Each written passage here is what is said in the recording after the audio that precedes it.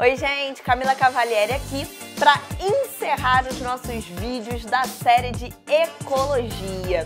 Espero que esses vídeos tenham ajudado você a estudar esse conteúdo que é tão importante para o Enem e também para diversos outros vestibulares. Se você ainda não está inscrito, depois dessa série de vídeos, por favor, se inscreve aí no canal e já deixa o seu like para ajudar a gente a produzir mais conteúdos assim, para te ajudar para a prova do Enem, para qualquer outro exame que você for fazer.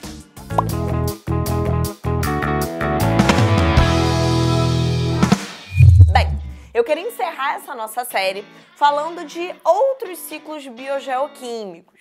No vídeo da semana passada, a gente falou sobre o ciclo do nitrogênio. Inclusive, se você não assistiu, recomendo fortemente que você assista, porque o ciclo do nitrogênio, sem dúvida, é o ciclo biogeoquímico mais difícil, mais complicadinho, tá? Mas eu queria também falar um pouquinho com vocês sobre o ciclo do carbono e o ciclo do oxigênio, que são ciclos que normalmente caem de forma combinada nas questões. As questões costumam abordar esses dois ciclos ao mesmo tempo, porque a gente vai ver que eles estão intimamente relacionados. Tranquilo? Só te lembrar, o que era um ciclo biogeoquímico? O que você estudava quando você estudou ali ciclo biogeoquímico? Toda vez que você estuda esse tipo de ciclo, você está estudando o fluxo de um elemento químico entre os seres vivos, por isso bio, e o ambiente, por isso gel. Então, quando você estuda o ciclo do carbono e do oxigênio, você está estudando o fluxo do carbono, o fluxo do oxigênio entre os seres vivos e o meio, o ambiente onde eles se encontram. Show?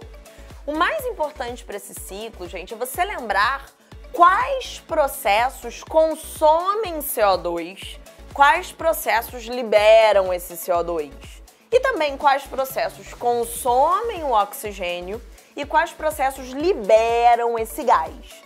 Isso é o mais importante de você ter definido na sua cabeça. Então, primeiro, eu quero que você lembre daqueles seres autotróficos, como, por exemplo, as plantas e as algas, que são considerados autotróficos porque são capazes de produzir o próprio alimento, produzir a própria glicose por um processo, nesse caso, que a gente chama de fotossíntese. Show? Vamos lembrar? O que as plantas e as algas tiram do ar atmosférico para fazer fotossíntese?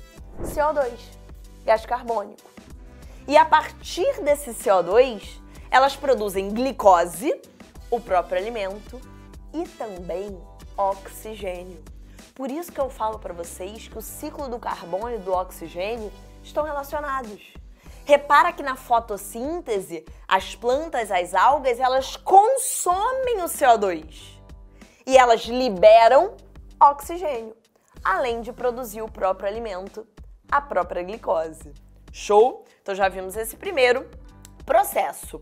Por isso que a gente diz que as plantas, por exemplo, sequestram carbono, sequestram CO2 da nossa atmosfera. Agora, você lembra para que os seres vivos utilizam a glicose?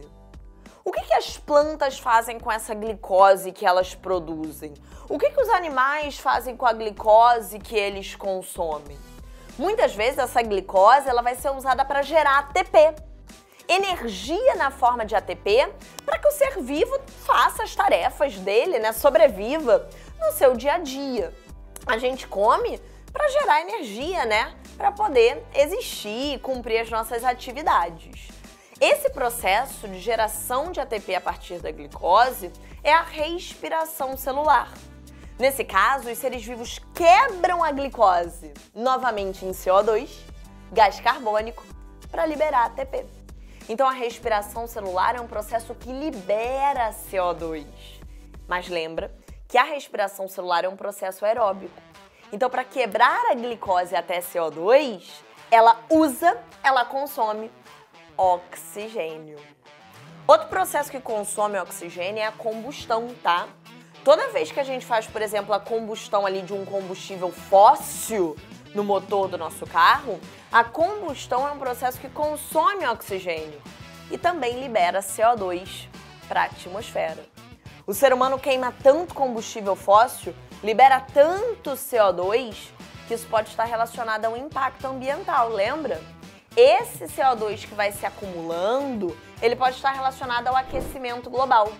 Não esqueçam, gente, que o CO2, o gás carbônico, ele é um gás estufa. Em excesso, a liberação excessiva de CO2 pode intensificar o efeito estufa, esquentar demais o nosso planeta, que é o aquecimento global. Por isso que a gente tem que ficar tão preocupado com essa queima excessiva de combustíveis fósseis. Tranquilo, gente? Deu para lembrar um pouquinho desse ciclo do carbono e do ciclo do oxigênio? Bem, deixa aí nos comentários se você gostou dessa série de ecologia e qual outra série aí de conteúdo você quer que a gente produza resumos para você. Um beijo, até a próxima e tchau!